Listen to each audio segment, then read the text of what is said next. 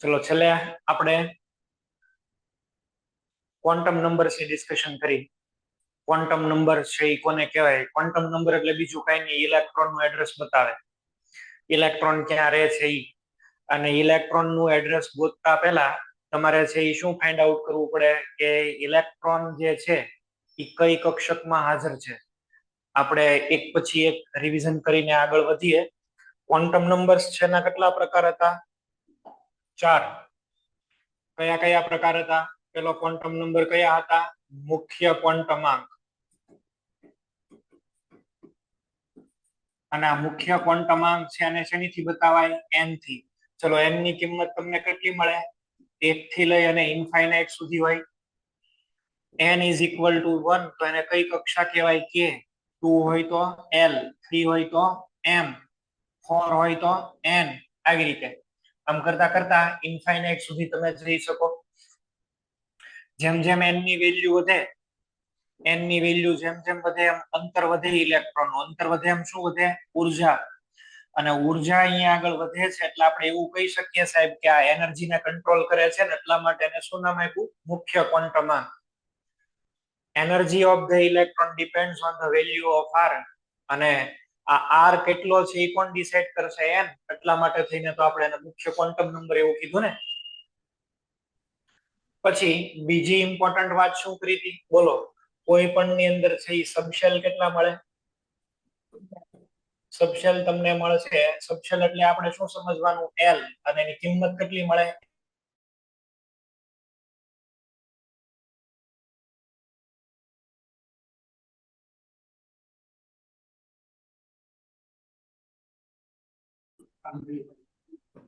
n square જેટલી થશે પ્રકાર પાડીએ તો. અને કુલ ઇલેક્ટ્રોન 2n સ્ક્વેર મળશે. તો આ પોઈન્ટ્સ ની ડિસ્કસ થયેલી છે. આની પછી કયા ક્વોન્ટમ નંબર જોઈએ આપણે? નેક્સ્ટ ક્વોન્ટમ નંબર છે કોણીય વેગમાન ક્વોન્ટમ નંબર.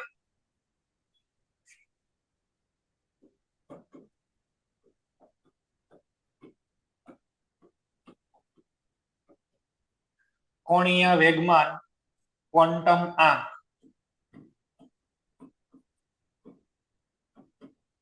અને આને બીજું શું નામ આપ્યું હતું? 4 નામ આપ્યા હતા. સેકન્ડ નામ છે એઝીમ્યુથલ. એઝીમ્યુથલ ક્વોન્ટમ આંક.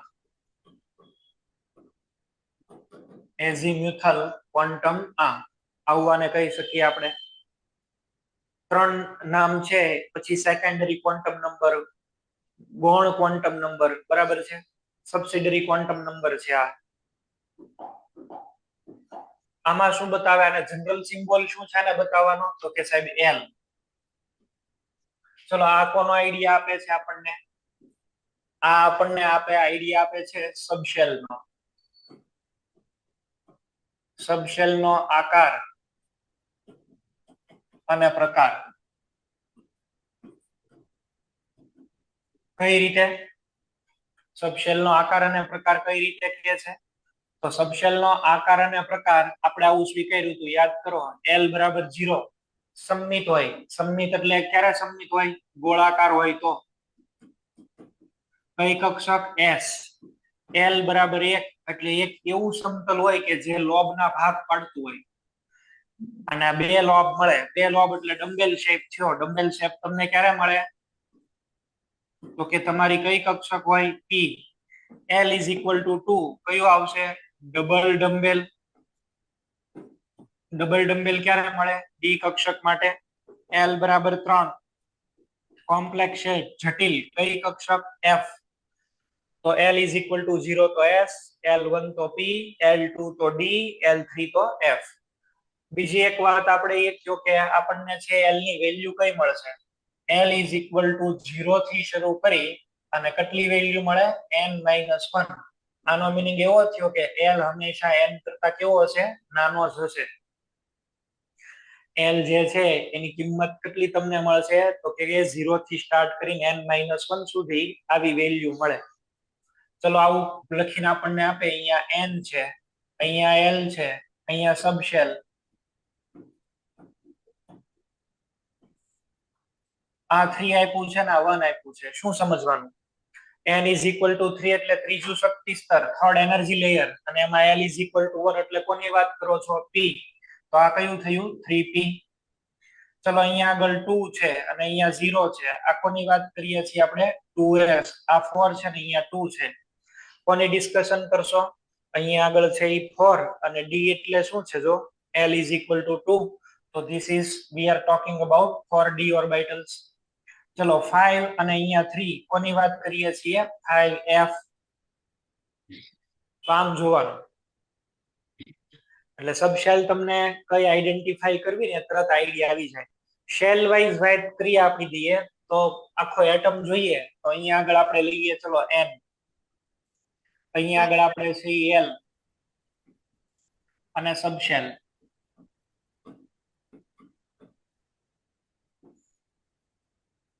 આપણો atom n is equal to 1. ચલો n is equal to 1 એટલે અહીંયા શું લખીએ? 1. આની વેલ્યુ કેટલી મળે? 0 to n minus 1. 0 to n minus 1. અહીંયા 1 રાખો તો 0 to n minus 1 એટલે 0 મળે. 1 અને 0 એટલે શું થાય? 1s. તો આમાં n is equal to 1 માં ખાલી કઈ હોય? 1s. ચલો આ પૂરું. n is equal to 2 માં આવી જાવ તો n is equal to 2 એટલે આ છે. આની અંદર છે એ કયા કયા વેલ્યુ મળશે? મૂકો વેલ્યુ 0 અને 2 minus 1, બે વેલ્યુ મળી 0 અને 1. 2 and 0 એટલે શું કહેવાય? 2s. 2 and 1 એટલે શું કહેવાય? 2p. એટલે આપણને કયા કયા મળશે આમાં? 2s 2p. ચલો અહીંયા 3 લઈ લઈએ આપણે, થર્ડ એનર્જી લેયર. તો થર્ડ એનર્જી લેયર માં કયા કયા મળશે આપણને? n is equal to 3 છે. ચલો કઈ કઈ વેલ્યુ? એક આવશે 0, એક 1 અને એક 2. તમે જો અહીંયા જે નંબર આવે છે ને એટલી વેલ્યુ મળશે, પણ ઈ વેલ્યુ એની કરતા મેગ્નીટ્યુડ મૂલ્યની દ્રષ્ટિએ નાની હશે. સોલ્યુશન્સ છે, આના ઉકેલ છે. n બરાબર 3 ના ઉકેલ કેટલા? તો કે 3. જેટલી n ની વેલ્યુ એટલે એના ઉકેલ, પણ એની કિંમત કેવી? 3 કરતા તો નાની. ઉકેલ એટલા પણ એની અંદર જે કિંમત મળે એ નાની. અચ્છા 3 અને 0 એટલે 3s, 3 અને 1 એટલે 3p, 3 અને 2 એટલે 3d. તો આમાં આપણને 3 મળે છે. 3s, 3p, 3d. આવી રીતે આપણે છે એ લાસ્ટ ટાઈમ ડિસ્કશન કરી હતી. આ બધા પોઈન્ટ્સ આપણે અહીંયા આગળ ડિસ્કસ કર્યા હતા આવી રીતે. ફોર્થ નંબરનો પોઈન્ટ, n અને l બે ભેગા થઈને શું ડિસાઈડ કરી શકે? ઇલેક્ટ્રોનની એનર્જી. ઇલેક્ટ્રોનની એનર્જી કઈ રીતે? તો કે ઇલેક્ટ્રોનની ઉર્જા અથવા કક્ષકની ઉર્જા પણ કહી શકો.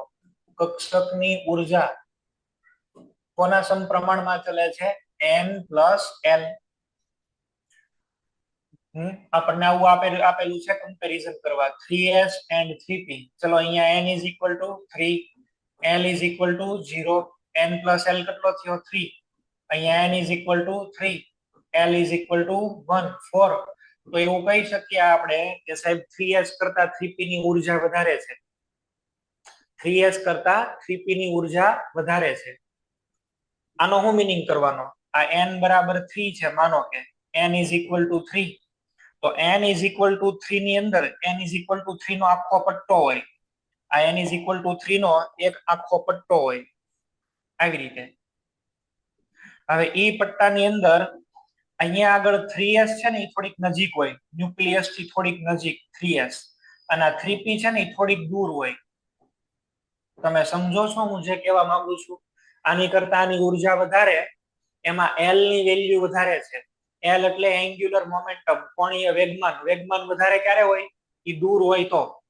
તમે આવું વિચારો, તમને હું વેગમાનનો થોડોક આઈડિયા આપું. તમે નાના હોય ત્યારે ક્યારેક તો છે એ પતંગની દોરી પથ્થર સાથે બાંધીને લંગરિયું બનાવ્યું હોય, ક્યારેક તો આવું કર્યું હોય. અને પછી અમુકને તો લંગરિયા રમવાના શોખ હોય. અહીંયા ભાવનગરમાં તો આવું હાલે છે, ત્યાંની મને નથી ખબર. હવે એ પથ્થરની સાથે દોરી બાંધીને તમે આમ ફેરવો, જો એ જેટલું નાનું ડિસ્ટન્સ હશે ને એટલી એમાં પાવર, એટલો એની અંદર વેગમાન નહીં આવે. પણ મોટું અંતર હોય ને તમે આમ ફેરવો, લ્યો કેટલી એનર્જી સ્ટોર થાય, અને એમાંથી પથ્થર જે છટકે કેટલી એનર્જી હોય. that is to say કે as distance increases from the center, that is radius increases, angular momentum also increases, એનું વેગમાન વધતું જાય, બરાબર, એનું વેગમાન છે એ વધતું જાય. કેમ? તો કે અહીંયા આગળ અંતર વધે છે એટલે. તો 3s અને 3p માં છે બે રહે છે કે n બરાબર 3 n બરાબર 3 માં બે રહે છે તો n બરાબર 3 માં જ, પણ એની કરતા થોડોક દૂર છે. જો આની ઉર્જા થોડીક વધારે છે, આવું સમજવાનું તમારે. ઘણીવાર એવું થાય કે n + l સેમ નીકળે, તો પછી જેની n ની વેલ્યુ વધારે એને પ્રાયોરિટી આપી દો. માનો કે તમને આવી રીતે આપ્યું છે 2p and 3s. ચલો અહીંયા n = 2, l = 1, કેટલા થઈ ગયા? 3. અહીંયા n = 3, l = 0, કેટલા થઈ ગયા? 3. તો આ બેમાં કોની વેલ્યુ વધારે છે? તો કે સાહેબ અહીંયા આગળ તો n + l સેમ થયા, તો પછી n ની વેલ્યુ જેની વધારે ની દૂર જ હોય. આપણે તો કોણ દૂર છે એ ચેક કરું ને અલ્ટિમેટલી. દૂર જે હોય એની એનર્જી વધારે હોય. તો 2p અને 3s માં n + l તો સેમ છે, પણ જેનો n વધારે એને તમારે પ્રાયોરિટી દેવાની. ક્લિયર? તો આ કક્ષકોની ઉર્જા નક્કી કરવા માટે પણ આપણે આ નક્કી કરેલું હતું. હવે આપણે નેક્સ્ટ ક્વોન્ટમ નંબર છે એ જોઈએ. નેક્સ્ટ ક્વોન્ટમ નંબર એટલે 3 નંબરનો. આનું નામ છે ચુંબકીય ક્વોન્ટમાંક.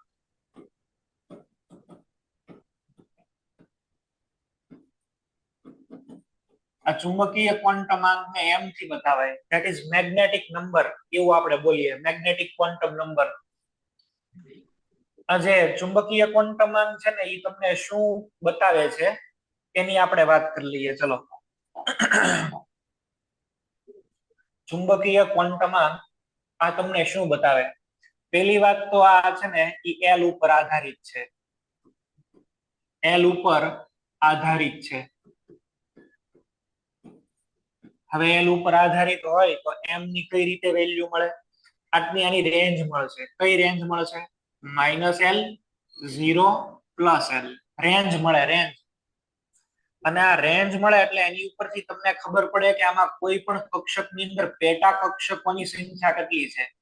પેટા કક્ષકોની સંખ્યા, પેટા કક્ષકોની સંખ્યા એ અહીંથી ખબર પડે. બીજું શું ખબર પડે? કક્ષકોની દિશા. પેટા કક્ષકો જે છે, કક્ષકોની દિશા. દિશા એટલે px ઉપર છે, py ઉપર છે, pz ઉપર છે, એ આપણને અહીંયા આગળથી ખબર પડે. તો આ ચુંબકીય ક્વોન્ટમાંક છે એ l ઉપર આધારિત છે. આ એની રેન્જ છે, એનીથી પેટા કક્ષકોની સંખ્યા ખબર પડે, કક્ષકોની દિશા, ઓરિએન્ટેશન ખબર પડે કે px છે, py છે, pz છે. ચલો, તમને આવી રીતે આપી દીધું સાહેબ કે n = 2 અને l = 1. આ બે ને જોઈને તમને એટલી ખબર પડી ગઈ કે you are talking about 2p. પણ હવે 2p માં શું 2p? કોણ 2p? કઈ 2px ની વાત તમે કરો છો, 2py ની વાત કરો છો કે 2pz? આમાંથી કઈ? px, py, pz માંથી કઈ? તો એને આપણે છે આઈડેન્ટિફાઈ આનાથી કરશું, બરાબર. સબ કેટેગરી, ફરીથી એના જે પેટા પ્રકાર છે એ પેટા પ્રકાર ક્યાંથી ખબર પડશે? અહીં આગળથી.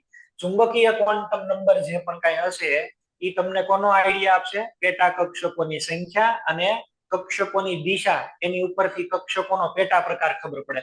પેટા કક્ષકોની સંખ્યા અને પ્રકાર.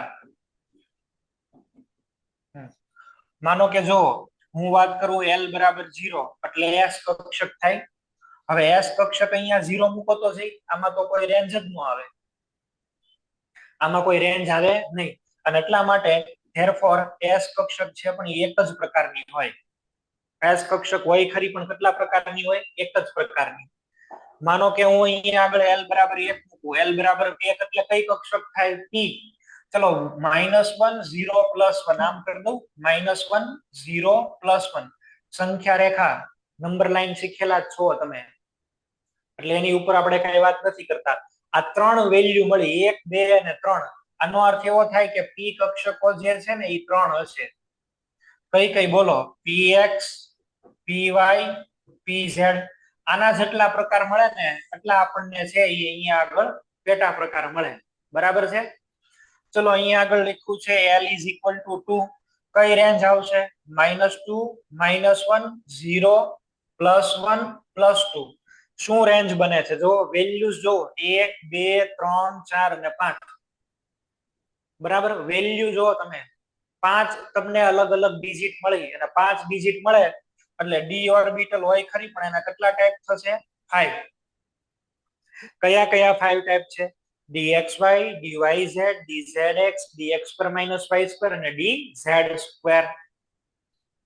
તો તમને મારે કહેવાની અલ્ટિમેટ વાત એ હતી કે આ આપણને પેટા પ્રકાર કેટલા છે ની ખબર પડે. કેમ p કક્ષક 3 જ છે તમને સમજાણું. y p orbital is 2 3 sorry p orbital કેમ 3 જ છે? y p orbitals are 3 only. તો અહીંથી ખબર પડશે જો કે ભાઈ આમાં સાહેબ આવી રેન્જ 3 ની બને છે. એટલે કેમ d કક્ષકો 5 જ છે? તો અહીંથી ખબર પડી. કેમ f 7 જ છે? અહીંથી ખબર પડી. ઇન શોર્ટ અહીંયા આગળ આપણે જો કેવું હોય તો આપણે આવી રીતે કહી શકીએ magnetic quantum number m is equal to 2l + 1. ભાઈ l તો 2 છે ને, અહીંયા એક l ને એક અહીંયા એક મોડ્યુલસ લઈ લો અને એક કિંમત કઈ 0 0 હેઝ ઓલસો સમ ડિજિટ. એ પણ કઈક વેલ્યુ તો છે ને, કઈક ડિજિટ તો છે. તો ટોટલ કેટલી મળે? 2l + 1. અહીંયા આગળ એક કામ કરીએ, આમાં જો હું 2l + 1 પ્રમાણે લખું છું એટલે તમને ખ્યાલ આવે. હે l ઇઝ ઇક્વલ ટુ અહીંયા આગળ લખો 2l + 1 એકોર્ડિંગ. આમાં l બરાબર 0 મૂકો તો 0 + 1 કેટલી મળી? 1. તો s કક્ષકના પ્રકાર કેટલા? 1. ચલો l બરાબર 1 મૂકો તો કઈ છે? p. p અહીંયા 1 મૂકો 2 * 1 + 1 ટોટલ કેટલા મળી ગયા? 3. એટલે p કક્ષક 3. અહીંયા આગળ મૂકો તો 2 2 દુ 4 ને 1 5. તો d કક્ષક છે ના કેટલા પ્રકાર? 5. ચલો અહીંયા આગળ n l is equal to આવું લખી દઉં, l ઇઝ ઇક્વલ ટુ 3. કઈ કક્ષક? f. અહીંયા 3 મૂકો 3 દુ 6 ને 1 કેટલા થયા? 7. 2l બબ્બે નો વધારો આવે આવતો જાય છે. કેમ આવે છે અહીંથી ખબર પડે. તો તમને કોઈ પેટા કક્ષકો છે એની સંખ્યા પૂછે તો પેટા કક્ષકોની સંખ્યાનું શું સૂત્ર બનશે કયો? અહીંથી ખબર પડે ને પેટા કક્ષકોની સંખ્યા કેટલી આવશે? 2l + 1. આ યાદ રહ્યું? પેટા કક્ષકોની સંખ્યાની ફોર્મ્યુલા શું થઈ ગઈ? 2l + 1. 2l + 1 લખી જ દઉં છું અહીંયા આગળ. પેટા કક્ષકોની સંખ્યા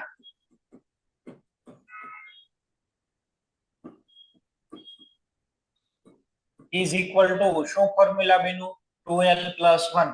અચ્છા, પેટા કક્ષકોની સંખ્યા એટલી યાદ કરો. એક કક્ષકમાં કેટલા ઇલેક્ટ્રોન આવે? 2. તો પેટા કક્ષકમાં ઇલેક્ટ્રોનની સંખ્યા કેટલી આવે? પેટા કક્ષકોમાં કુલ ઇલેક્ટ્રોનની સંખ્યા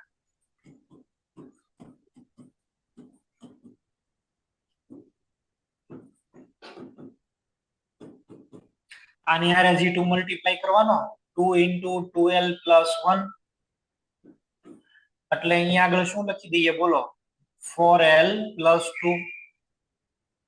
MCQ છે એ તો ગમે એ ટાઈપનો આવી શકે. તો પેટા કક્ષકની સંખ્યા 2l + 1 અને આની અંદર છે ઇલેક્ટ્રોનના નંબર કેટલા થઈ ગયા? 2l 2 * 2l + 1 અથવા તો 4l + 1. માનો કે તમને આવી રીતે આપેલું છે n ઇઝ ઇક્વલ ટુ 3 અને l ઇઝ ઇક્વલ ટુ 1. આની અંદર ટોટલ કેટલા ઇલેક્ટ્રોન સમાય? તો હવે આ l ઇઝ ઇક્વલ ટુ 1 અને આ બેને જોઈન્ટ કરો એટલે કોની વાત થાય છે? 3p. તો તમે જોવો જઈ 3p એટલે એમાં 3 આવે. કઈ કઈ આવે? px py pz. કુલ કેટલા ઇલેક્ટ્રોન સમાશે અહીંયા આગળ જો કેટલા થયા? 6. તો હવે આમાં મારે વેરીફાઈ કરવા માટે તમે અહીંયા 1 મૂકો. અહીંયા 1 મૂકો એટલે 4 + 2 કેટલા થઈ ગયા? 6. અચ્છા, એમાંથી સમાન સ્પિન વાળા કેટલા હોય? એટલે કે અપ સ્પિન વાળા કેટલા? 3. ડાઉન સ્પિન વાળા કેટલા? 3. તો અહીંયા આગળ આને ડિવાઈડ બાય 2 કરી દઉં તો મને સેમ સ્પિન વાળા ઇલેક્ટ્રોનના નંબર મળે.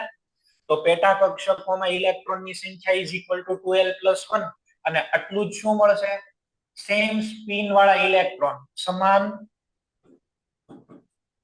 સ્પિન ધરાવતા ઇલેક્ટ્રોનની સંખ્યા, સમાન સ્પિન ધરાવતા electrons.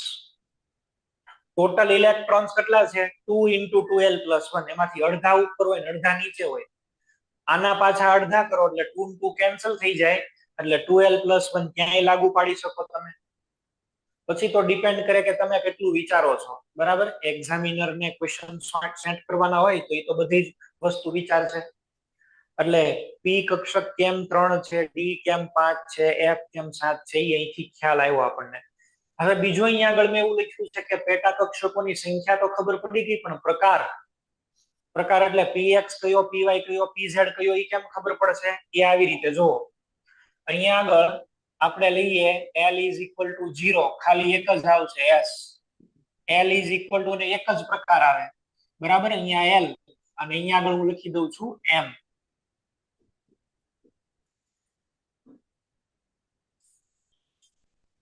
L is equal to 0, તો અહીંયા M ની કિંમત શું આવશે? 0.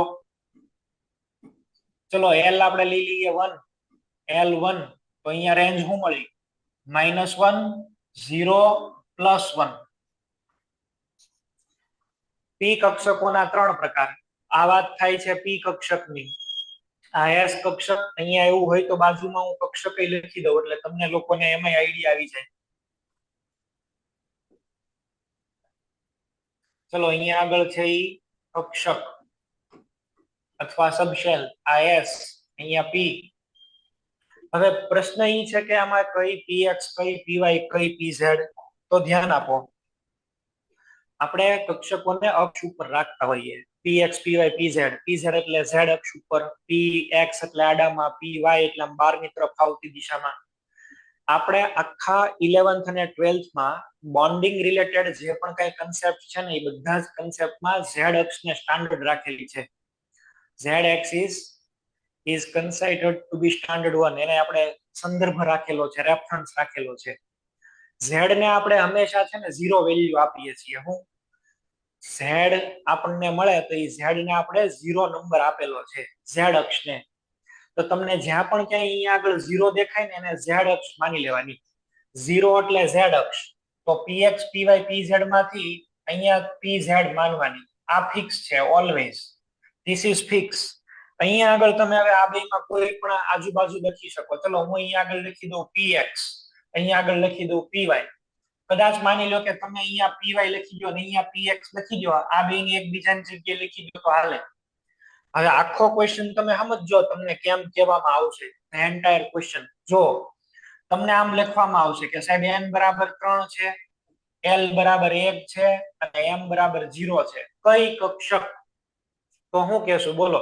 n બરાબર 3 એટલે ત્રીજું શક્તિ સ્તર, આ 1 એટલે p કક્ષક, પણ p ની અંદર 0, 0 એટલે કઈ છે? તો કે સાહેબ pz. તો હું કોની વાત કરું છું? 3pz. કોની વાત થઈ રહી છે? 3pz. પણ માનો કે તમને અહીંયા આગળ છે m+1 આપ્યું છે, તો 3p તમે અહીંયા આગળ x લખી શકશો અને તમારો જવાબ 3py હોઈ શકે, કોઈ પણ હોઈ શકે. આ બે ફિક્સ નથી, આ એક ફિક્સ છે. આઈડિયા આવ્યો? તમે કાંઈ પણ લખી શકો, આ લખો અથવા તો આ લખો, ઇલેક્ટ્રોન ગમે ત્યાં હશે. પણ તમે જો 0 કીધો એટલે પૂરું થઈ ગયું. ઝેડ. ઓકે, નેક્સ્ટ અહીંયા આગળ છે એ તમે જો, અહીંયા વાત કરી દઈએ આપણે ડી ઓર્બિટલ ની. તો અહીંયા 2 આવશે, l બરાબર 2. 2 માટે રેન્જ બનાવો તો -2, -1, 0, +1 અને +2. ચલો આમાં કોઈને કઈ પ્રોબ્લેમ છે?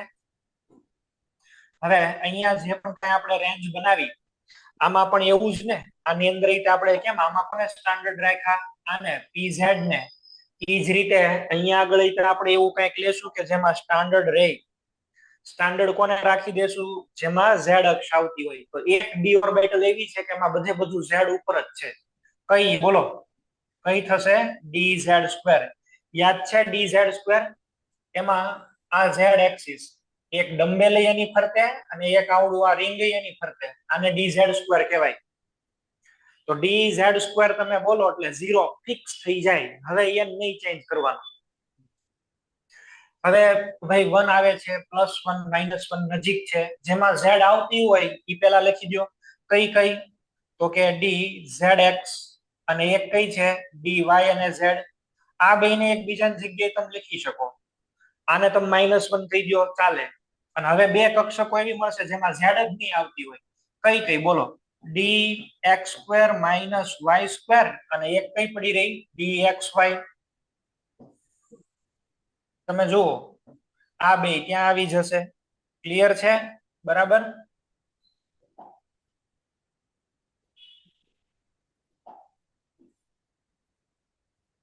તો કઈ રીતે આપણે છે આને ડ્રો કરીએ છીએ તમને આઈડિયા આવી ગયો? કઈ રીતે આને આપણે આઈડેન્ટિફાઈ કરીએ છીએ ખબર પડી ગઈ? આઈડેન્ટિફાઈ કરવા માટે આપણે શું હતું? આઈડેન્ટિફાઈ આપણે કઈ રીતે કર્યા બોલો?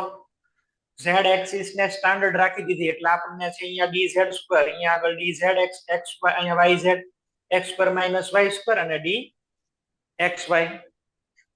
આને બરાબર છે એ તમે લોકો નોટ ડાઉન કરી લો, પછી આગળ વધુ છું. f માં તો આપણે ટાઈપ નથી લખ્યા એટલે f લખવાની જરૂર નથી. આને વ્યવસ્થિત નોટ ડાઉન કરો, પછી હું ક્વેશ્ચન સોલ્વ કરાવું છું. પછી ક્વેશ્ચન 2-3 સોલ્વ કરીએ અને હજી એક ફોર્થ ક્વોન્ટમ નંબર બાકી છે, આ લખી લો. ચલો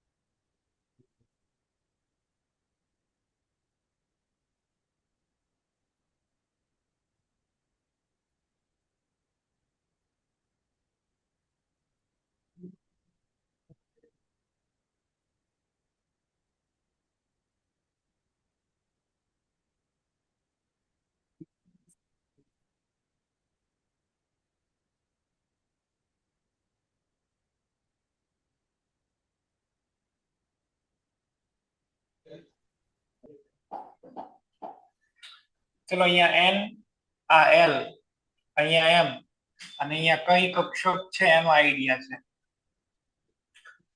n તમને 3 આપેલું છે, અહીંયા 0 આપ્યું છે તો આ 0 જ હોય. આની વેલ્યુ તો કોઈ દી l કરતા મોટી ના, અહીંયા આગળ આ બે વચ્ચેના રિલેશન લખી દઉં. જો n is always greater than l, હા કે ના? આમાં તમને બધાના ફોર્મ્યુલા અત્યારે મેં લખાવ્યા તમને આવડવા જોઈએ. n ની વેલ્યુ કેટલી છે તો કે 1 થી લઈને ઇન્ફાઇનાઇટ, 1 2 ઇન્ફાઇનાઇટ. l ની વેલ્યુ કેટલી મળે છે? l મળે છે 0 to 1 minus n, n minus 1. અચ્છા, આની વેલ્યુ કેટલી મળે છે? m ની વેલ્યુ કેટલી છે? m ની વેલ્યુ આપણને છે એ રેન્જ મળે છે -l, ત્યાંથી 0 અને ત્યાંથી +l. આ બે વચ્ચે રિલેશન લખવું હોય તો શું લખાય? n is always greater than l, હા કે ના? અને m ની કિંમત કેટલી મળી શકે? m ની કિંમત l જેટલી તો મળી શકે અને એની કરતા મોટો હોય કારણ કે માઈનસ માં જાય છે. જો તો l greater than or equal to m. n is greater than l અને l greater than or equal to, greater એ હોઈ શકે ને equal એ હોઈ શકે, બે greater than or equal to m આવું લખ્યું છે. હવે બધી વેલ્યુઝ જો n3 તો l અહીંયા આગળ 0, આ 0 તો આ ઓટોમેટિક 0 જ થઈ જાય. અચ્છા, આ કઈ કક્ષકની વાત છે? 3s. પૂરું થઈ ગયું, તમે એને ઓળખી ગયા, આમાં તો કઈ પ્રકાર નથી. ચલો અહીંયા આગળ 2, આ 1 અને 0 શું કહેશું બોલો? 2 અને 1 એટલે કઈ કક્ષક? 2p. પણ આમાં 0 છે, m0 ક્યારે હોય? z હોય તો. અહીંયા z લખવું ઇમ્પોર્ટન્ટ હતું. ચલો આમ આપું છું 2 1 અને અહીંયા આગળ 1 લખું છું, અહીંયા આગળ +1 લખું છું. તો આ છે ઈ 2px હોઈ શકે અને કાંઈ 2py હોઈ શકે. 1 માટે ગમે ઈ હાલે, પણ 0 માટે બધી વસ્તુ ફિક્સ છે. ક્લિયર છે? ચલો અહીંયા આગળ આપેલું છે 3, અહીંયા 2 અને અહીંયા આગળ મને આપ્યું છે -1. પેલા 0 વાળું લઈ લઉં છું એટલે તમને ઈઝી પડે. તો 3d ની વાત કરે છે અને એમાં અહીંયા 0 છે એટલે dz સ્ક્વેર ની જ વાત થાય છે. 3d(z²) તમારો ઇલેક્ટ્રોન 3d(z²) માં છે, ફરે છે અત્યારે. અહીંયા આગળ 3, આ 2, અને અહીંયા આગળ મને આપ્યું છે -2. -2 સૌથી દૂર એટલે એમાં z અક્ષ દેખાવી ન જોઈએ. કેનામાં z અક્ષ નહોતી દેખાતી, હમણાં જ તમે લખ્યું જો dx² - y² લખી શકો ને, કા કયું લખી શકો? xy. બેમાંથી જે મન પડે એ ઠપકારો. હું બે ઠપકારું છું અહીંયા આગળ. dx² - y² પણ આવી શકે,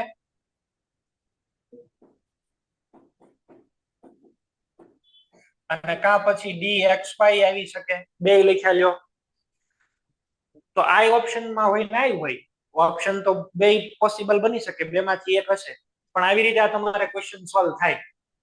ચલો, તમે લોકોને શેલ ખબર પડી ગઈ. કઈ સબશેલ છે, px, p છે, d છે, f છે, ઈ ખબર પડી ગઈ. એનો પેટા પ્રકાર કયો? px, py, pz, ઈ ખબર પડી ગયો. બરાબર, ઈ આપણને નક્કી થઈ ગયું. હવે છેલ્લે નક્કી કરવાનું રહ્યું ઇલેક્ટ્રોન નો પ્રકાર. અને ઇલેક્ટ્રોન નો પ્રકાર હવે કોનીથી નક્કી થશે? સ્પિન ક્વોન્ટમ નંબર થી. બરાબર છે? તો 4th નંબરનો ક્વોન્ટમ નંબર સ્પિન ક્વોન્ટમ આંક. અને આ જે સ્પિન ક્વોન્ટમ નંબર છે, સ્પિન ક્વોન્ટમ આંક, આને આપણે s થી બતાવીએ છીએ. આ તમને ઇલેક્ટ્રોન નો પ્રકાર કહે છે. આ જે ક્વોન્ટમ નંબર છે ને પ્રાયોગિક છે. પ્રાયોગિક રીતે નક્કી થાય. પ્રયોગ કરો ને પછી ખબર પડે. બે પ્રકારના ઇલેક્ટ્રોન યાદ કરો. એક એન્ટી ક્લોકવાઇઝ ફરતા હોય, એક ક્લોકવાઇઝ ફરતા હોય. એન્ટી ક્લોકવાઇઝ જે ફરે છે એને આપણે આવી રીતે નીચેની સ્પિન થી બતાવીએ છીએ. ક્લોકવાઇઝ ફરે છે ને ઉપરથી બતાવીએ છીએ. ગાણિતિક દ્રષ્ટિએ આને આપણે શું કહીએ છીએ? -1/2. અને આને આપણે છે એ શું કહીએ છીએ? +1/2. આને આપણે આલ્ફા ઇલેક્ટ્રોન કહીએ, અને આપણે બીટા ઇલેક્ટ્રોન કહીએ. તો કયો ઇલેક્ટ્રોન છે, કઈ ડિરેક્શનમાં, કઈ સ્પિનમાં ફરે છે એ ખબર કેમ પડે? કઈ સ્પિનમાં ફરે છે આપણને કઈ રીતે આઈડિયા આવશે? એની માટે થઈ અને પ્રયોગ કરવો પડે. બે સાયન્ટિસ્ટ હતા, બરાબર છે, ઉલનબેક એન્ડ ગાઉડ-સ્મિટ. એને આની ઉપર ઘણું ખરું કામ કરેલું છે. એ તમે ચેપ્ટરમાં શીખજો, આપણે એની હારે કોઈ લેવા દેવા નથી. તો સ્પિન ક્વોન્ટમમાં તમને s1/2 લખીને આપે તો શું સમજવાનું છે? એન્ટી ક્લોક ડાઉન સ્પિન વાળો. s = +1/2 લખીને આવે તો અપસાઇડ વાળો ઇલેક્ટ્રોન. ટોટલ સ્પિન કાઉન્ટ કરવી હોય તો બધાના તમારે સરવાળા કરી દેવાના. માની લો કે આમાં તમને કુલ સ્પિન પૂછે છે, ટોટલ સ્પિન પૂછે છે, તો ટોટલ સ્પિનમાં જો એક ઉપર છે, ઉપર હોય એની સ્પિન કેટલી થાય? +1/2. નીચેની કેટલી થાય? -1/2. આની +1/2. ફરીથી +1/2. આ પેર બની હોય ને ત્યારે તો એ 0 જ થઈ જાય. પેરમાં નેટ સ્પિન શું આવે? 0. પેરની અંદર નેટ સ્પિન છે એ શું આવી જશે? 0. આની નહીં ગણવાની ક્યારે. ચલો હવે નેટ જોઈ હોય તો આની +1/2, આની +1/2. ટોટલ સ્પિન કેટલી મળી? બોલો. 2 × +1/2 મળી. બરાબર, એટલે 2/2 મળે છે. આપણે આવું કરીએ ને, 2 × 1/2 આમ મળશે. તો કુલ સ્પિન છે એની ફોર્મ્યુલા આવી છે. જેટલા તમને આમાં બે ટાઈપના ઇલેક્ટ્રોન્સ હોય, જો એક ઇલેક્ટ્રોન જે છે ને એ આવી રીતે હોય. આ ઓર્બિટલ તમારી, એક ઇલેક્ટ્રોન ઉપર, એક નીચે. આને કહેવાય પેર. આ તમારી કપલ છે. કપલ એટલે એમાં બે હોય તો ખબર પડે ને. કપલ એટલે એમાં બે હોય. અને આ છે વાંઢો છે. એક અહીંયા વાંઢો ને એક અહીંયા વાંઢો. સ્પિન કોને હોય? વાંઢાને. કપલની બધું સ્પિન બિન વયું ગયું હોય, એનું પેરિંગ થઈ ગયું હોય, એને સામે હાર પહેરાવી લીધા હોય એટલે એનું બધું પૂરું થઈ ગયું હોય. આ વાંઢા હોય ને એની સ્પિન જોવાની. તો કોઈ પણ ની અંદર કુલ કેટલી સ્પિન મળે? ટોટલ સ્પિન કેટલી મળે? એની ફોર્મ્યુલા શું? તો કે વાંઢાની સંખ્યા / 2. જ્યાં n એટલે વાંઢાની સંખ્યા, બરાબર. n એટલે નંબર ઓફ અનપેર્ડ. આને પેર્ડ કહેવાય, પેર્ડ ઇલેક્ટ્રોન્સ. અને આ બેને શું કહેવાય? Unpaired electron. Unpaired electron. આને અનપેર્ડ ઇલેક્ટ્રોન ના નંબર કેટલા છે? 2. તો અહીંયા 2 મૂકી દો. ચલો, આમ આપ્યું હોત તો એટલે ખબર પડી કોને છે આપણે પેર કહીએ છીએ, કોને આપણે અનપેર્ડ કહીએ છીએ. ટોટલ સ્પિન ની ફોર્મ્યુલા શું છે? Total spin total spin S is equal to n divided by 2 અને જ્યાં n બરાબર અનપેડ ઇલેક્ટ્રોન ના નંબર, ગુજરાતીમાં ને કહેવાય અયુગ્મિત, યુગ્મ નો હોય એવું.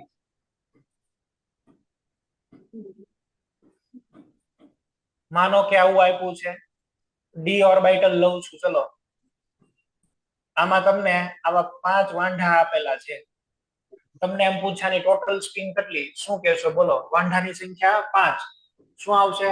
5/2. 5/2 એ પછી ડિપેન્ડ કરે ડિરેક્શન ઉપર, નેટ ડિરેક્શન.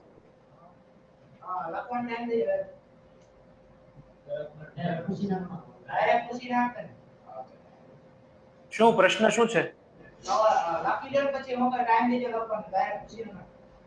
કોઈક નજીક આવીને થોડુંક બોલશો ને તો મને પ્રોપર સંભળાશે.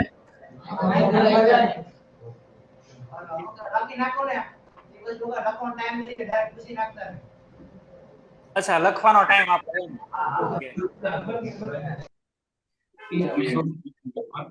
તમે લોકો એવું કહો છો લખવાનો ટાઈમ આપજો, પણ આ પેલું ફાઉન્ડેશન વાળા મોડ્યુલમાં લખેલું આપેલું છે.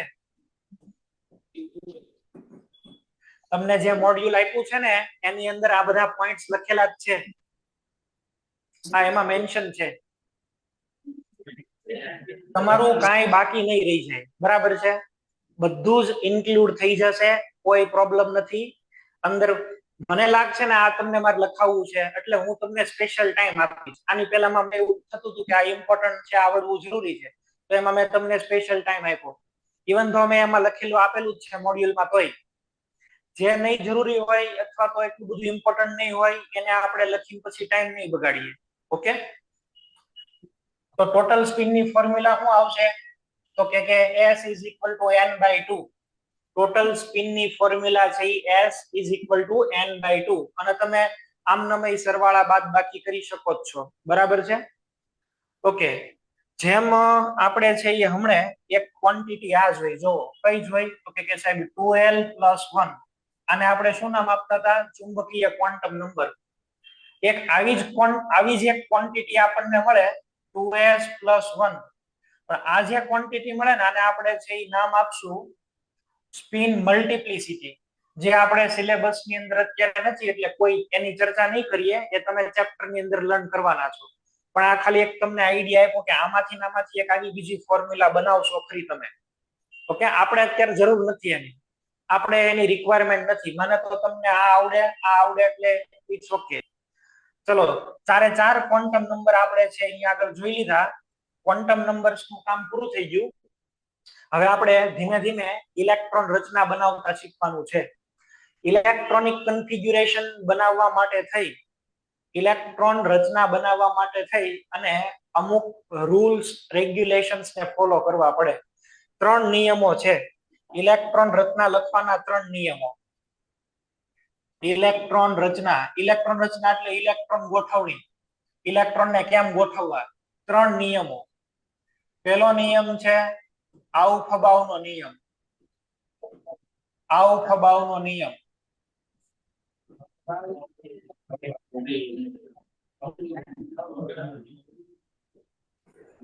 સેકન્ડ જે છે એ છે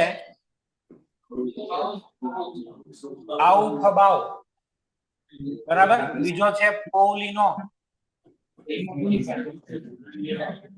નિષેધ સિદ્ધાંત.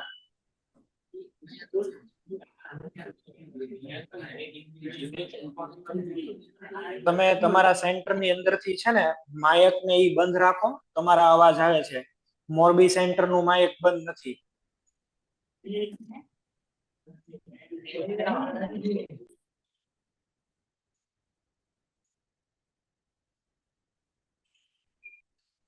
અને અવાજ ન કરો. તમે ભણવા માટે આવ્યા છો તો ભણવાનું કામ કરો. તમે તો ડિસ્ટર્બ થાવ છો, બીજાને ડિસ્ટર્બ કરો છો. હા, પૌલીનો નિષેધ સિદ્ધાંત. ચલો, થર્ડ મુંડનો નિયમ. ચલો, આપણને 3 આવડી જશે ને એટલે આપણને તમારું પરમાણુ બંધારણ ચેપ્ટર અડધું આવડી જશે. એટલે આ ત્રણ નિયમો આપણી માટે બહુ ઇમ્પોર્ટન્ટ છે. આ આવડશે એટલે તમને પરમાણુ બંધારણ ચેપ્ટર અડધું આવડી જશે એવું સમજી લેજો. એક પછી એક આપણે નિયમ શીખવાના છીએ. પૌલીનો નિષેધ સિદ્ધાંત છે, હુનનો નિયમ છે ને આઉફબાઉનો નિયમ છે. આજે આપણે એવું કરીએ, આજે આપણે એક લર્ન કરશું જેનું નામ છે પૌલીનો નિષેધ સિદ્ધાંત, અને કાલે બે લર્ન કરશું નેક્સ્ટ લેક્ચરમાં. એટલે ઇલેક્ટ્રોન રચના પછી તમને ફટાફટ બનાવતા આવડશે. આજે આપણે આ શીખવાનું છે, પૌલીનો નિષેધ સિદ્ધાંત. પૌલીનો નિષેધ સિદ્ધાંત શું કે છે? પૌલીનો નિષેધ સિદ્ધાંત એવું કે છે કે પરમાણુની અંદર રહેલા કોઈ પણ બે ઇલેક્ટ્રોનના ક્વોન્ટમાંક ક્યારેય સમાન હોય નહીં, કોઈ દિવસ. પરમાણુમાં રહેલા કોઈ પણ બે ઇલેક્ટ્રોનના ચારેય ક્વોન્ટમાંક સમાન હોઈ શકે નહીં. આ એનો મુખ્ય નિયમ છે. પરમાણુમાં રહેલા કોઈ પણ બે ઇલેક્ટ્રોનના ચારેય ક્વોન્ટમાંક કોઈ દી સેમ ન હોય. એટલીસ્ટ એક ક્વોન્ટમ નંબરનો ડિફરન્સ તો આવવો જ જોઈએ, અને ઈ હશે સ્પિન ક્વોન્ટમાંક. અને બીજું આવી રીતે બોલાય, પરમાણુ કક્ષકમાં બે કરતા વધારે ઇલેક્ટ્રોન સમાઈ શકે નહીં. આ ઇલેક્ટ્રોન વિરુદ્ધ સ્પિન ધરાવે છે. આનું મેઇન સ્ટેટમેન્ટ છે. આપણે સ્ટેટમેન્ટમાંથી ઇન્ટરપ્રિટેશન કરતા શીખવાનું છે. કેવી રીતે થશે એ તમે લોકો અહીંયા આગળ જુઓ. ચલો આપણે આવીએ. પહેલું સેન્ટેન્સ શું કીધું હતું? આપણે જોઈએ છીએ પૌલીનો નિષેધ સિદ્ધાંત.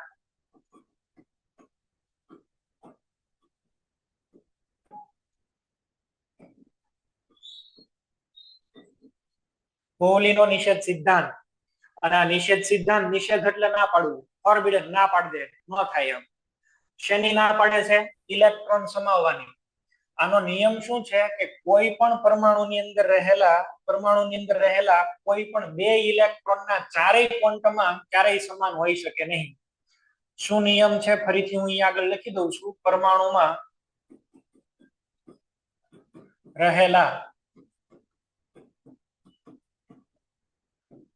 કોઈ પણ બે ઇલેક્ટ્રોનના ચારેય ક્વોન્ટમાંક સમાન હોઈ શકે નહીં.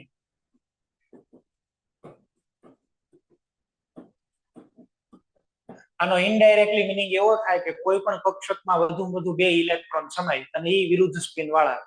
જો શું કહેવા માંગે છે સમજજો. માનો કે મારી પાસે આ 3s કક્ષક છે, અથવા તો મારી પાસે 3px કક્ષક છે, કે 3pz જે લેવી હોય લેજો. ચલો મારી પાસે છે 3pz. 3pz માં કેટલા ઇલેક્ટ્રોન સમાઈ શકે? જો આમાં આપણે બે ઇલેક્ટ્રોન સમાવીએ, આ એક ઇલેક્ટ્રોન, બીજો ઇલેક્ટ્રોન, સમાડું છું બે ઇલેક્ટ્રોન. પણ તમે જુઓ બેની સ્પિન એક સરખી રાખીને, આ 1 નંબર, આ 2 નંબર, n, l, m અને s. 1 નંબરના ઇલેક્ટ્રોન માટે તમે ડિસ્કશન કરો તો ભાઈ, 1 નંબરના ઇલેક્ટ્રોન માટે તમે ડિસ્કશન કરો છો, શું ક્વોન્ટમ નંબર્સના સેટ મળશે? બોલો. આ કેમાં પ્રેઝન્ટ છે? n = 3 માં. તો અહીંયા તો 3. અચ્છા, અહીંયા આગળ l કેટલો આવશે? 1. p એટલે તો 1 આવે. એમાં z છે, યાદ કરો, z એટલે અહીંયા 0 થાય. આની સ્પિન 1 નંબરની સ્પિન ઉપર છે, ઉપર સ્પિન એટલે શું આવે? +1 આવે. સેકન્ડ નંબરના ઇલેક્ટ્રોન માટે વાત કરો તો, સેકન્ડ નંબરના ઇલેક્ટ્રોન માટે વાત કરો તો શું આવશે? n = 3 તે, l તો 1, m તો 0. પણ આની સ્પિન +1 આપ જુઓ, આની સ્પિન 1 આપ. બે હરખા સેટ આવ્યા. આવું કોઈ દી પોસિબલ ન બને. અલગ કેમ ઓળખો તમે? વી કેન નોટ ડિસ્ટિંગ્વિશ ધેમ. આપણે એને અલગ ન ઓળખી શકીએ. આ તમે લખો ના લખવામાં ઇલેક્ટ્રોન ને છે, ઇલેક્ટ્રોન અલગ પણ ઓળખાતા નથી. જો તો એનો કહેવાનો ભાવાર્થ એમ હતો કે સાહેબ એક ઇલેક્ટ્રોન અપ અને એક ઇલેક્ટ્રોન શું હોવો જોઈએ? ડાઉન. હવે માનો કે આ ઇલેક્ટ્રોન છે ને હું ડાઉન કરી નાખું, આ સેકન્ડ નંબર વાળા ઇલેક્ટ્રોન ને આપણે શું કરી દઈએ? ડાઉન. જો આને ડાઉન કરી નાખું છું, જેવા ઇલેક્ટ્રોન ને હું ડાઉન કરી દઈશ, આ ઇલેક્ટ્રોન ને ડાઉન કરી દીધો. ચલો, જેવો ડાઉન કરી દો એટલે n તો 3 રહેશે, l 1 રહેશે, m કયો રહેશે? 0. પણ અહીંયા સ્પિન બદલાઈ જશે. સ્પિન ની વેલ્યુ શું આવી ગઈ? -1 આપ. એક ક્વોન્ટમ નંબર બદલાઈ ગયો ને, એક ક્વોન્ટમ નંબર બદલાઈ ગયો. પરમાણુમાં રહેલા કોઈ પણ બે ઇલેક્ટ્રોનના ચારેય ક્વોન્ટમમાં કદાપી સમાન ન હોઈ શકે. એ ન ક્યારે હોય? એક ઉપર હોય ને એક ક્યાં હોય? ડાઉન. તો એક અપ અને એક ડાઉન આવી રીતે ગોઠવાય ને તો જ તે. અને હવે આ તમે આવી રીતે ગોઠવણી કરો છો એટલે આમાં હજી એક વસ્તુ ફિક્સ થઈ ગઈ. જો તમે 2 કરતા વધારે ઇલેક્ટ્રોન નો ગોઠવી શકો. માની લો તમે સર આમાં સમાન હોઈ શકે નહીં આવે ને? હા સમાન હોઈ શકે નહીં એમ છે. નહીં હું નહીં બોલું છું પણ લખવાનું રહી ગયું હતું. બરાબર છે. સમાન ન હોય, સમાન ન હોય. ઓકે કે હોઈ શકે નહીં એમ. બરાબર. ગુજરાતીમાં ક્યારેક એવું બની શકે પણ તમે લોકો સમજજો એવું. તમે આવું છે એ સમજી લેજો. ચલો 2 ઇલેક્ટ્રોન જ છે આની અંદર. આમાં હવે હજી એક ત્રીજો ઇલેક્ટ્રોન સમાડવાનો પ્રયત્ન કરો. ચલો we are trying to put one more electron. હવે આપણે એક મૂકીએ આની અંદર તો શું થાય? આ એક, આ બીજો, ત્રીજો તમે મૂકો તો ક્યાં આવે? કા ઉપરની સ્પિન વાળો મૂકો ને કા નીચેની સ્પિન વાળો. માન લો કે થર્ડ ઇલેક્ટ્રોન હું આમ ઉપર મૂકું છું, ઉપરની સ્પિન વાળો. એની માટે ક્વોન્ટમ નંબર્સ લખો તો જઈ. આ 1, આ 2, આ 3. તો 3 માટે શું આવ્યું? જો અહીંયા તો 3, આ 1, આ 0 અને અહીંયા ફરીથી શું આવ્યું? +1 હવે આ વાળું ના વાળું તો સેમ જ કહેવાય. નો ઇલેક્ટ્રોન અલગ ન ઓળખાય. પૂરું થઈ ગયું. આનો મીનિંગ એવો થયો કે કોઈ પણ કક્ષાની અંદર મેક્સિમમ કેટલા ઇલેક્ટ્રોન આવશે? 2. કોઈ પણ કક્ષાની અંદર મેક્સિમમ 2 ઇલેક્ટ્રોન આવે અને આની સ્પિન કેવી હોવી જોઈએ? ઓપોઝિટ. તો એનું અર્થઘટન આમ કરવાનું. સાયન્ટિફિકલી લખવું હોય તો આમ લખાય: પરમાણુમાં રહેલા કોઈ પણ 2 ઇલેક્ટ્રોનના ચારેય ક્વોન્ટમમાં કદાપી સમાન હોઈ શકે નહીં. અને એનું અર્થઘટન શું કરવાનું? કોઈ પણ કક્ષકની અંદર મેક્સિમમમાં મેક્સિમમ કેટલા ઇલેક્ટ્રોન સમાઈ શકે? તો કે મેક્સિમમમાં મેક્સિમમ 2 ઇલેક્ટ્રોન સમાય અને એ પણ ઓપોઝિટ સ્પિન વાળા. વાંચો: પરમાણુમાં રહેલા કોઈ પણ 2 ઇલેક્ટ્રોનના ચારેય ક્વોન્ટમમાં કદાપી સમાન હોઈ શકે નહીં. અને સેકન્ડ, આનો મૂળ નિયમ આ છે. અર્થઘટન આ લખ્યું છે: પરમાણુ કક્ષકમાં 2 કરતા વધારે ઇલેક્ટ્રોન નો સમાય, મેક્સિમમ 2 જ સમાય. અત્યાર સુધી દર વખતે હું તમને એવું કહેતો હતો કે 2 ઇલેક્ટ્રોન આવશે, 2 ઇલેક્ટ્રોન આવશે. શું કામ આવે એનું લોજિક ખ્યાલ આવ્યો તમને? આનું અર્થઘટન આવું કરવાનું. અત્યાર સુધી આપણે એવું તમને કહેતા હતા કે ભાઈ 2 ઇલેક્ટ્રોન સમાય, 2 સમાય. પણ કેમ 2 સમાય? રીઝન એની પાછળનું આ છે. બરાબર. આ એનું મેઇન રીઝન છે. તો આ રૂલ તમે લોકો યાદ રાખશો. અને આમાં છે આપણે આ રૂલ ની અંદર આપણે એવું કહેવા માંગીએ છીએ, માનો કે તમને આવું આપેલું છે S. તો S કક્ષકની અંદર મેક્સિમમ કેટલા ઇલેક્ટ્રોન આવશે? 2. P ના પ્રકાર કેટલા છે? 3 P કક્ષકો પોતે જ 3 પ્રકારની, એટલે 3 × P. ટોટલ કેટલા ઇલેક્ટ્રોન થશે? બોલો. 6 ઇલેક્ટ્રોન. અચ્છા, D કક્ષક લ્યો. D ના કેટલા પ્રકાર છે? 5. તો આમાં ટોટલ કેટલા ઇલેક્ટ્રોન આવશે? 10. અને F કક્ષકના કેટલા પ્રકાર છે? 7. આમાં કેટલા ઇલેક્ટ્રોન આવશે? 14. S ઓર્બિટલ ને આપણે આવી રીતે જ લખી શકીએ. જો એક અપ ને એક ડાઉન. આની અંદર છે P. તો P ની અંદર 3 ની સ્પિન ઉપર અને 3 ની સ્પિન નીચે. આમ 3 ની સ્પિન ઉપર, 3 ની સ્પિન ક્યાં લખશો? નીચે. D છે એમાં કેટલા છે? 5 પ્રકાર. 1, 2, 3, 4 અને 5. એમાંથી આટલાની સ્પિન ઉપર, 5 ની સ્પિન ઉપર અને 5 ની સ્પિન ક્યાં રાખશો? ડાઉન. F માં એવી રીતે 7 પ્રકાર ડ્રો કરી દેવાના. બરાબર છે. તો આ પહેલો રૂલ થઈ ગયો. S માં 6 સમાય, P ની અંદર કેટલા સમાશે? S માં 2, P ની અંદર 6, D માં 10 અને F માં 14. આ પહેલો રૂલ પૂરો થયો એનો. અહીંથી આપણને આ જાણવા મળ્યું. 2 રૂલ હજી આપણે શીખવાના છે. અને એ 2 રૂલ આપણે છે એ જો લર્ન કરી લેશું તો આપણને પછી ઇલેક્ટ્રોન રચના બનાવતા આવડી જશે. બરાબર. 2 રૂલ આપણે હજી લર્ન કરવાના છે. એ 2 રૂલ આપણે છે એ શીખી જશું. એમાં તો કઈ પ્રોબ્લેમ નથી. સેકન્ડ રૂલ એ ચલો આપણે આમ તો જોઈએ જ લઈએ. સેકન્ડ રૂલ જે છે એ રૂલ છે હુન્ડનો નિયમ છે. હુન્ડ. હુન્ડ નામના વૈજ્ઞાનિકે એવું કીધું, હુન્ડનો મહત્તમ સ્પિન ગુણવત્તાનો નિયમ.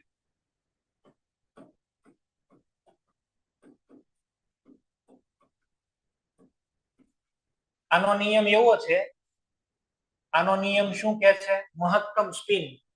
આ એક તો પહેલી વાત ઈ કે આ જે પણ કઈ નિયમ લાગુ પડે એ નિયમ લાગુ પડે ડીજનરેટ કક્ષકોને. ડીજનરેટ એટલે શું કોને કહીએ? સમશક્તિકને. ડીજનરેટ એટલે પી ને લાગુ પડે, ડી ને લાગુ પડે. માનો કે મારી પાસે આની અંદર ગોઠવવા માટે 3 ઇલેક્ટ્રોન છે, આ પી કક્ષક છે, મારે 3 ઇલેક્ટ્રોન ગોઠવવા છે. તો there are various possibility to represent these 3 electrons. 3 electron ને ગોઠવવા માટે અલગ અલગ 3 પોસિબિલિટીઝ છે. જો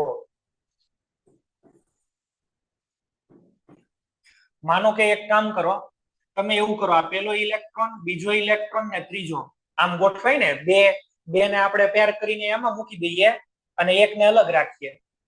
અચ્છા, આવું કરી શકું કે ભાઈ એકને આમાં રાખું, આમાં એકને રાખું ને આમાં એકને રાખું, ત્રણે ત્રણ ને અલગ અલગ, ત્રણે ત્રણ ને અલગ અલગ, કોઈ ખાનામાં નહીં. આમાં બે ને એક કપલ બનાવ્યું ને એક વાંઢો, એવું નહીં, ત્રણે ત્રણ વાંઢા. ચલો એવું કરી દઈએ કે આની અંદર છે બે ની સ્પિન તો ઉપર હોય ને એકની ડાઉન, બે ની સ્પિન એક દિશામાં ને એકની ડાઉન. પછી તમે આની જગ્યાએ આમ વિચારો તો એ બે એકનું એક જ કહેવાય. આમાં કોઈ અંતર નથી. આ વચ્ચે વાળો ડાઉન ને આ વાળો up, these two are same. Do you understand? આ બે સેમ જ કહેવાય. તમે આમ નહીં આવી રીતે લખો તો એ સેમ જ કહેવાય. જો તમે એની જગ્યાએ આમ લખી દો, પેલા વાળો નીચે ને બાકીના બે ઉપર, કારણ કે આ તો સાહેબ સમશક્તિક છે, they have same energy.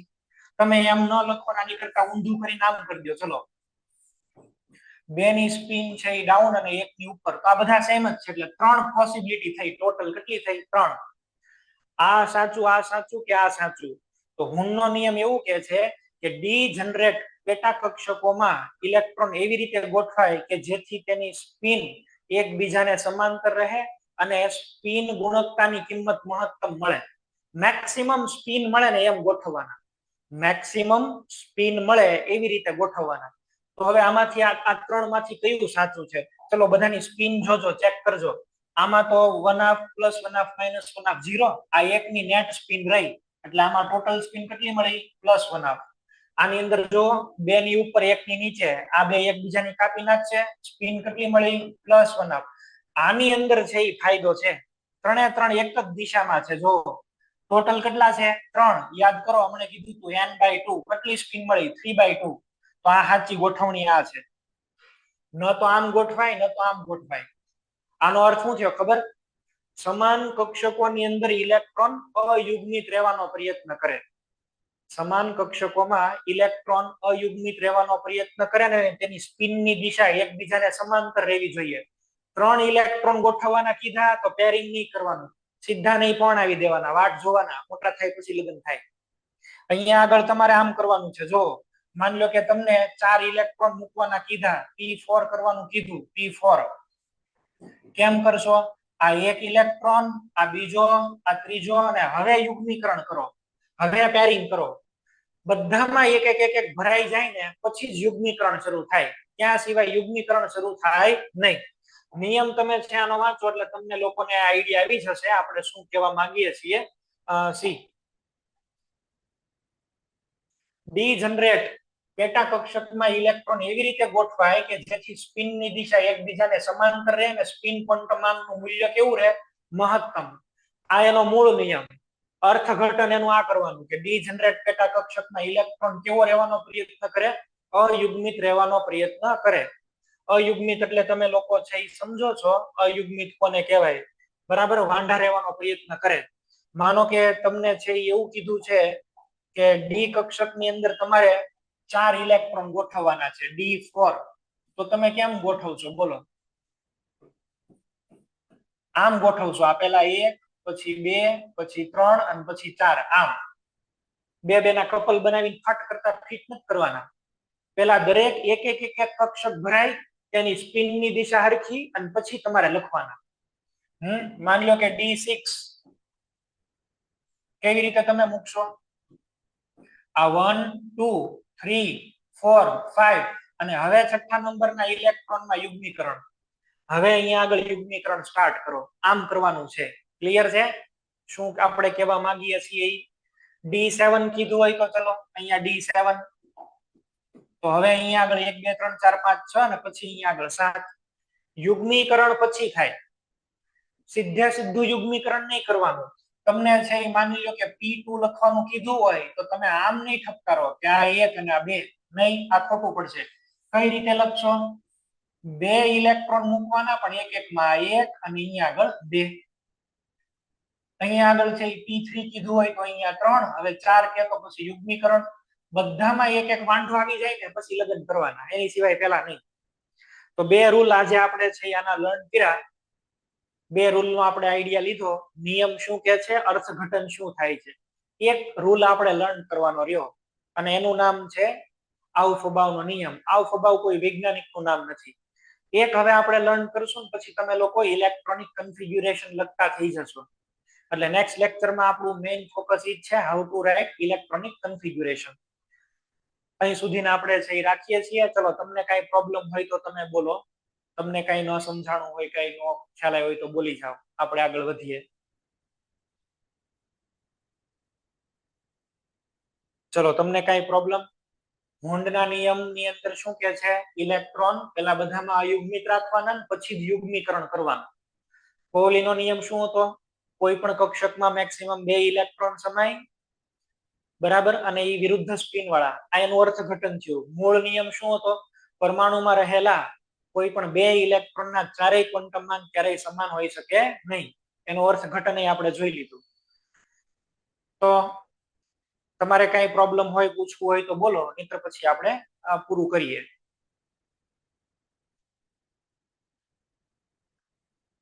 સારું, ચલો આપણે અહીં સુધી છે એ રાખીએ છીએ. નેક્સ્ટ લેક્ચર થી આગળ કન્ટિન્યુ કરીએ છીએ. Okay, thank you.